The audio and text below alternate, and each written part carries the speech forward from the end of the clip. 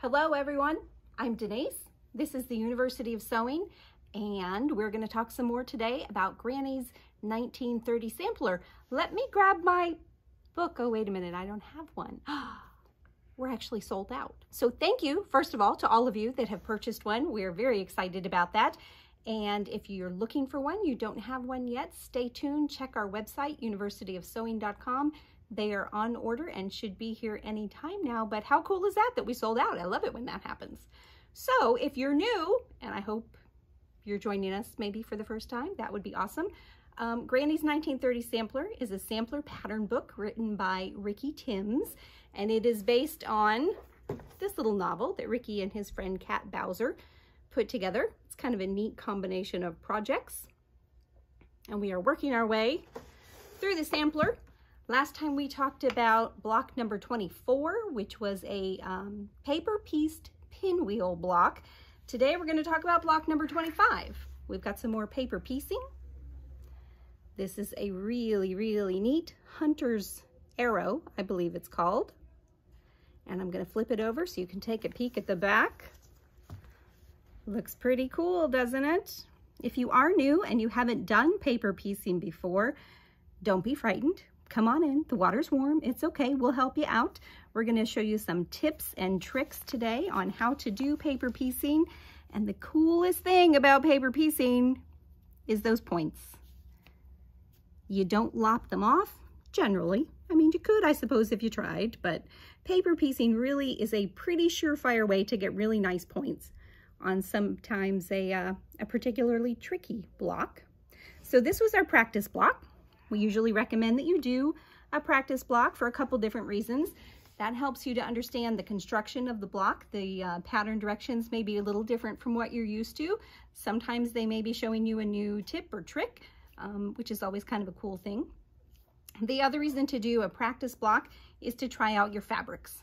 So maybe you don't use the ones that you're going to use in your finished project, but use similar color values to kind of get the feel for the light and the dark. And if you like the placement of those, doing the practice block helps you kind of hold it up and go, yeah, I like that, but maybe I'll tweak it a little bit, which is a good idea. If you're doing paper piecing or some of these more complicated blocks, this one in particular is really just a 4 square. It's got 4 units that we're sewing together. And maybe for the practice, you don't do the whole block. I understand, that's okay. Maybe you do 1 square. Maybe you do half a block. But the cool thing is you get to pick and choose, and whatever works for you, I'm going to cheer you on and say, go for it. Sounds like a good plan to me. So let's talk about what you need to do some paper piecing. You need some paper to print on. You can use your printer paper. You can use foundation paper that is created just for paper piecing. Of course, we have this here in the shop. You don't need to have one of the Add a Quarter Plus rulers, but I will tell you, it really is a nice tool to use. I think your life will be a little easier if you're using one of those. We also just got in, I think we talked last time about the Add a 1/8 ruler, and we do have those in. So I would definitely suggest trying those. You're gonna want some tiny little applique pins. They are thin and they are short to keep your project and your units in particular from puckering and wiggling on you as you're trying to sew them together. You're also gonna need a rotary cutter. You probably already have one in your sewing stash, which is great. Make sure you're changing the blades often, kind of like changing the needles on your machine. If you're doing a lot of paper piecing, you might consider getting an additional rotary cutter just for the paper part. And if you do, my suggestion is use the new one for your fabric, use the old one for your paper, and then when you swap out your blades, take your new blade, put it on your fabric rotary cutter, take the blade from your fabric cutter, move it to your paper cutter. And then you'll get more use out of those blades. And it will also make your fabric blades last a little longer because you're not using them on the paper. So we've got some sewing to do today. Let's put our block together here. Look at these fun fabrics. Is that bright and cheery or what? Kind of gets your attention. Almost makes you think Halloween, maybe with the purples and the orange. So this kind of shows you how the block's going to go together. We've got 2 here. This one is going to go, we have to get it in the right orientation here. This guy's going to go here. but that means we have to assemble this one. So we're gonna do the last piece on this unit. This little guy over here, we're gonna do the last one, and then we're gonna attach it to this one so that eventually this piece will be attached to this piece, and those two as one unit will be attached to this one to get our finished block. So let's do some paper piecing review. Those of you that have been with us for the whole time, you're getting to be pros, I'm sure, at this paper piecing. So here's the flip side. There's our paper. I like to pre-crease on the lines that I'm going to sew. Some people do, some people don't. I don't know, it makes my brain a little happier when I do. So I've got it creased here, and I'm just gonna run over it with my fingernail, and I'll show you what happens. Now we've got a crease here, which is great. That shows me where to line up this piece. When you're doing it, you're gonna do right sides together. This edge of my fabric is gonna be at least 1/4 of an inch on this side of that fold line that we made. So we're gonna put it there, and then when we fold it back, we can eyeball it. So here's where we're gonna trim. So if that piece that we're adding is beyond this line, then we know we're in good shape. We're not lopping anything off. Sometimes it happens, but if we're careful, we can avoid that. Okay, so now I'm gonna crease again, and we're gonna flip this back over. You are welcome to pin here if you like. I like living dangerously, and I'm just going to hold it carefully and flip it over. Now we're gonna sew on the line.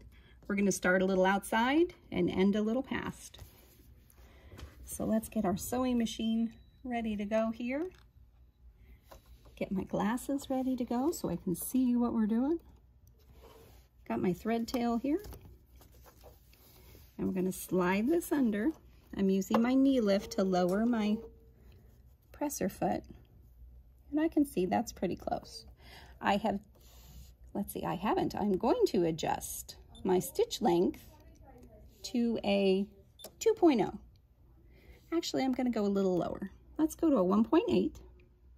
If we were doing very fine pieces for our paper piecing, like maybe you're actually only stitching 4 or 5 stitches, I would go down to a 1.5. It's gonna make it much more secure. It's gonna make it a little easier when you have to pull that paper off, and eventually you will. And no reason to rush here. Paper piecing, when you've got units like this, you certainly can do chain piecing. And I think anytime you can do chain piecing, I say go for it. Save yourself a little time, a little hassle. All right, so my machine has trimmed my threads. We're gonna flip this over, and just to kind of eyeball, I think that looks pretty good. So I'm gonna finger press here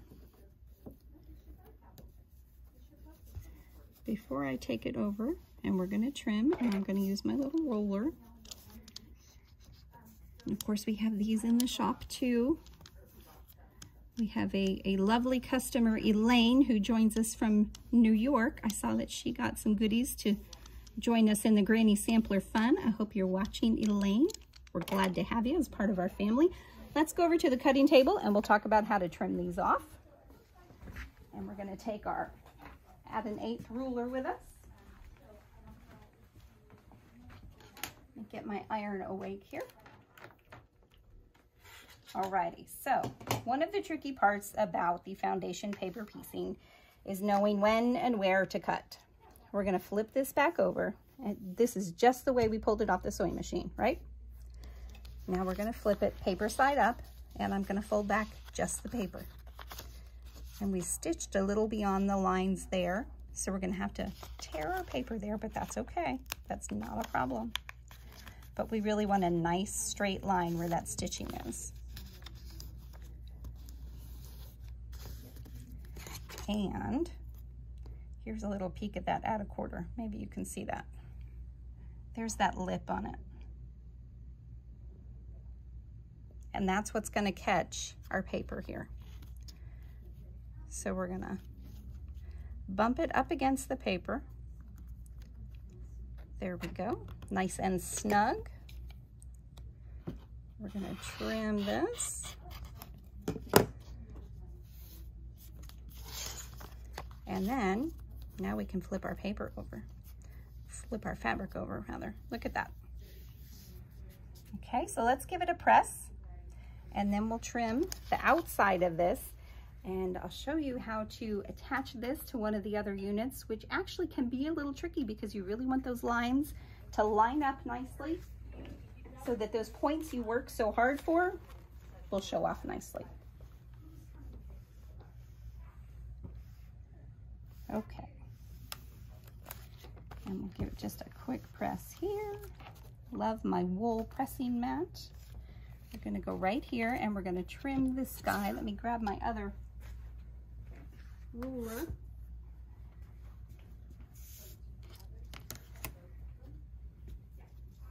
So we've got our block, and then our pattern includes the 1/4 inch seam allowance right here. So we're gonna trim right on this outside line.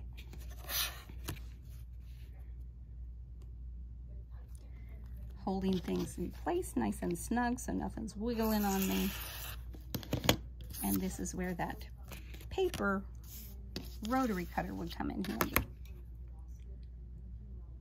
If you're just doing 1 or 2 blocks, it's probably okay, but if you're doing a whole bunch, definitely switch to a different blade.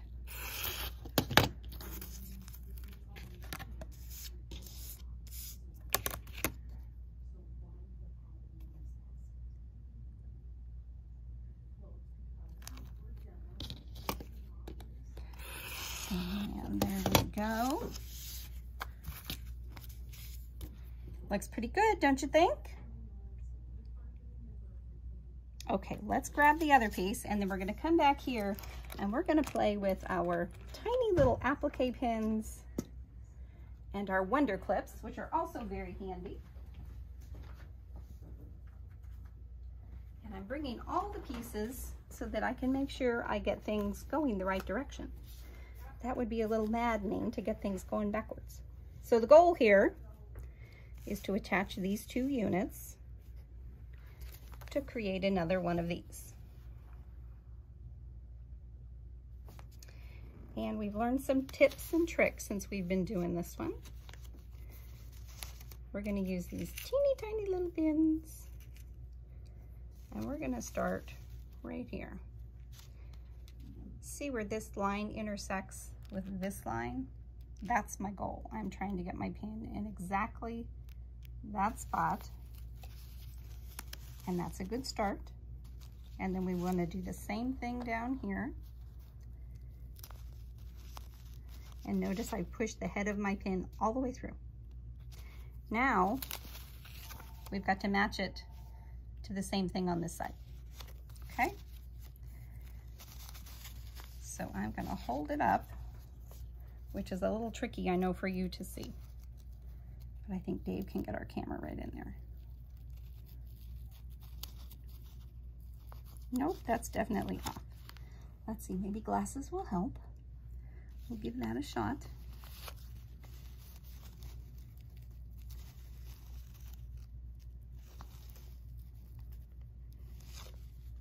Pretty close.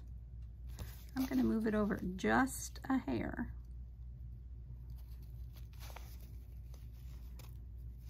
Now I think I've gone too far. Let's see. Definitely too far, wrong direction. And this really is just one of those trial and error. Oh my goodness, guys. And really the trick about it is you're trying not to bend your, or tilt your pin. There we go. You want them to go in straight. Okay, that guy's in. One down. And let's see how we can do with this one. Notice I've got them upside down. I can hold it straight. Well, that was much better. Okay, so I want to do it here and here also. But this time I'm going to go backwards. because I've got these two holding things in place, I'm going to go straight down and we're going to cross our fingers and see what happens. So close. So close. Let's try that again. Paper piecing is not a super fast method of piecing, but it is so accurate, it is well worth the time. Well, I think we're going to go with that one. Let's see how the other one does.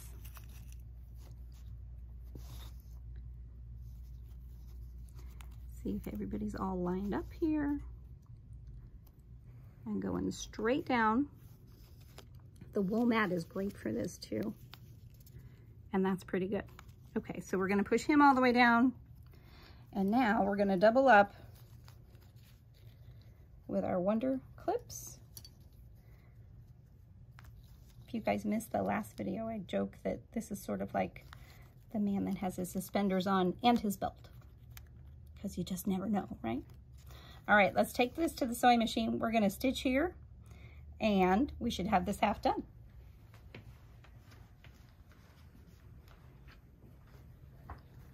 Alrighty, now we do have to take out some of these pins because they are going all different directions. So I'm going to move this guy up here, this clip, to hold this corner piece in place. I'm going to pull this one out, but at the same time, I'm using these fingers in my right hand to hold it just where I want it to be.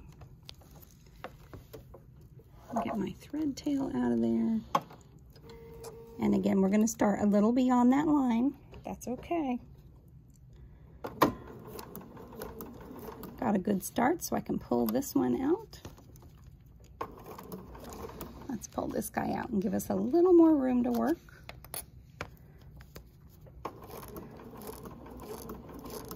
Okay, now wiggle under here to get my pin out. We talk a lot about not sewing over your pins. Just say no, don't do it.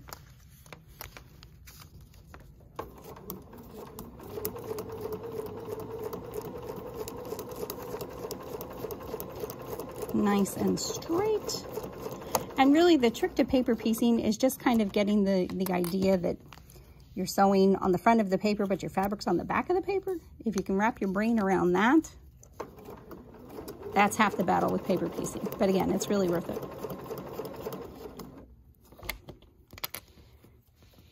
Let's make sure this guy's all lined up still. I feel like he's a little off, but maybe not.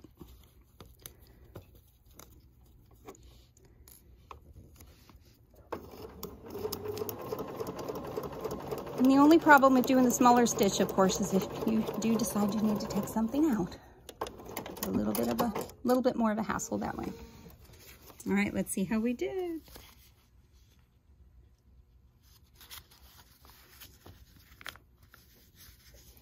So what we're looking for is these intersections here. Did those line up nicely? And does this one line up nicely here? I'd say those are pretty good, guys. I'm happy with those.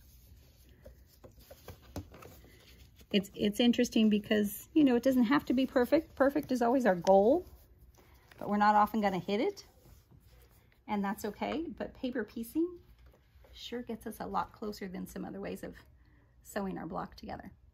So I'm going to finish sewing the rest of this block together. It's the same process that I just showed you, just a couple more pieces to sew together.